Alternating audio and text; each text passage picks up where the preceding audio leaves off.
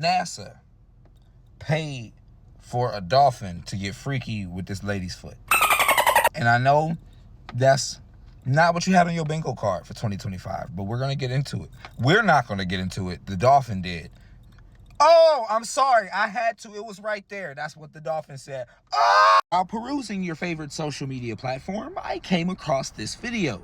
Did you know that a dolphin and a human fell in love back in the 1960s? Yeah, during a NASA study of dolphin-to-human communications, there was a dolphin named Peter and a human named Margaret. Now, Margaret lived inside the facility where this study was being done, so she lived with Peter 24/7. She was around this dolphin. Right. She said that at some point in time during their language experiments, Peter started getting very excited and was very interested in her body. It was going from 6 to midnight often.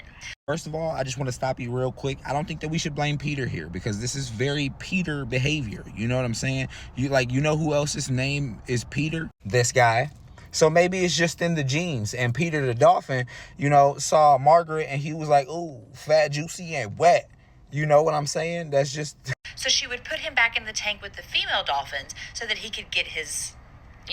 he could satisfy himself. He didn't like that. He would rage and try to get out of the tank. Okay, get back to Margaret. So Margaret said she would put him back in the tank with her, and he would rub himself on her feet or her legs or her hands. Pause. And she said that he was kind of hard to work with and do the language experiments when he was excited like. You didn't have to do that, okay, ma'am? You know what you did. He was kind of hard to work with when he was excited, but you didn't have to. Continue your story, all right? Keep it PG. And he would rub himself on her feet or her legs or her hands. And she said that he was kind of hard to work with and do the language experiments when he was excited like that. So she would just let him satisfy himself so they could get back to their work. Paul! See, look, the thing is, y'all know I'm an independent thinker. You know what I'm saying? You can't trust everything you see in the media.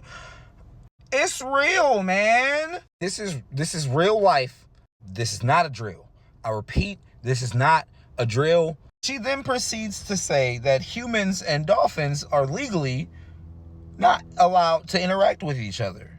It's illegal to try and interact with a wild dolphin.